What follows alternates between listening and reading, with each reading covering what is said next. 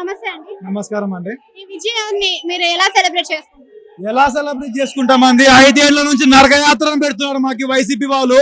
ఈ రోజు ఈ ఆనందం ఇంకా 10 ఏళ్ళు 15 ఏళ్ళు ఇట్లానే కొనసాగాలని కోరుకుంటున్నానండి. అయితే ఇప్పుడు చూసుకున్నట్టయితే జగన్ చాలా ధీమాగా వై నాట్ 175 అని చెప్పారు. సో ఏ ఉద్దేశంతో అనుంటారు? వై నాట్ 175 అంటే 175 లో మొత్తం ఓడిపోతానని చెప్పాను. వై నాట్ 175 అన్నాడండి. వై నాట్ 175 అంటే గెలుస్తాను కాదు. వై నాట్ 175 అంటే మొత్తం ఓడిపోతున్నా అని అర్థం. అంటే జగన్ ని చూసుకున్నట్టయితే ఈ ఎలక్షన్స్ తర్వాత ఇంపాక్ట్ టీమ్ ని కలవడం జరిగింది. అంతేకాకుండా అనుకున్న దాని కన్నా ఎక్కువ రేంజ్ లో గెలిచే అవకాశం ఉంటుందని వ్యక్తం చేశారు కదా. సో దానిపైన మీ అభిప్రాయం? అనుకున్న దాంట్లో కనుక ఎక్కువ రేంజ్ అంటే ఇదే కదండి. వై నాట్ 175 అంటే 25 కూడా కష్టమే దానికి. అది కానీ రాష్ట్రాన్ని ఏ విధంగా నాశనం చేయకూడదు అన్ని విధాలుగా నాశనం చేసినాడు జగన్. ఆ నాశనం చేసినందుకు ఇప్పుడు జనాలు ఇచ్చిన ఫలితాలు ఇది. అంటే ఇప్పుడు డెవలప్మెంట్ విషయానికి వస్తే ఆల్రెడీ బయట ఇంకొక విమర్శలు వినిపిస్తూనే ఉన్నాయి మనకి జనరల్ గా. ఏంటి అంటే ఆల్రెడీ రెవెన్యూ లేని రాష్ట్రానికి బాబు మరి ఎక్కడి నుంచి రెవెన్యూ జనరేట్ చేస్తారు అని. రెవెన్యూ ఎందుకు లేదండి? రెవెన్యూ దండిగా ఉంది.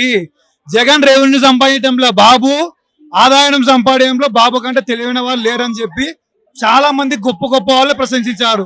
జగన్ రెవెన్యూ లేకుండా వచ్చినదంతా సంక్షేమం అంటే ఏంది? సంక్షేమం అభివృద్ధి చేస్తే రెవెన్యూ వస్తుంది. అభివృద్ధి చేయకుండా రెవెన్యూ ఎక్కడ వస్తుందండి? ఇప్పుడు బాబు వచ్చాడు, అభివృద్ధి చేస్తాడు, సంక్షేమం చేస్తాడు, అన్ని చేస్తాడు. రెండు సమానంగా చేసి చూపిస్తాం. పోలవరం ప్రాజెక్ట్ కి ఈసారి అయినా చెక్ పడుతుంది అనుకోవచ్చా? మరి ఈసారి ఖచ్చితంగా అయిపోతుందండి. ఈసారి ఖచ్చితంగా 2025 లో పోలవరం ఓపెన్ చేస్తున్నాము. ఖచ్చితంగా యువత కూడా వలస వెళ్ళడం బాగా ఉంది మరి ఈ పరిపాలనలో. ఆ యువత వలస వెళ్ళడం అనేది ఈసారైనా ఆగుతుందా మరి? ఖచ్చితంగా అండి. ఇప్పుడు జగన్ వచ్చినందుకు నేను ఇక్కడికి వచ్చిన్నాము. ఇప్పుడు చంద్రబాబు వచ్చినాడు, మళ్ళీ మాకు జాబులు ఉద్యోగాలు వస్తాయి కాబట్టి మేము మళ్ళీ ఆంధ్రాకి వెళ్తాము. ఆంధ్రాలో సెటిల్ అవుతాము. బాబే రావాలి, బాబే రావాలి, బాబే కావాలి. ఎన్ని సీట్లు వస్తాయని మీరు ఎక్స్పెక్ట్ చేశారా?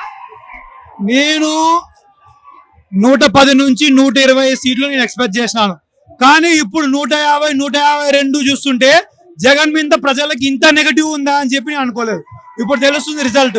జగన్ ఎంత 151 సీట్లతో గెలిచిన జగన్ మళ్ళీ 23 సీట్లకి ఓడిపోతున్నాడు. జగన్ అంత దరిద్రం పాలన ఇచ్చినాడు జగన్.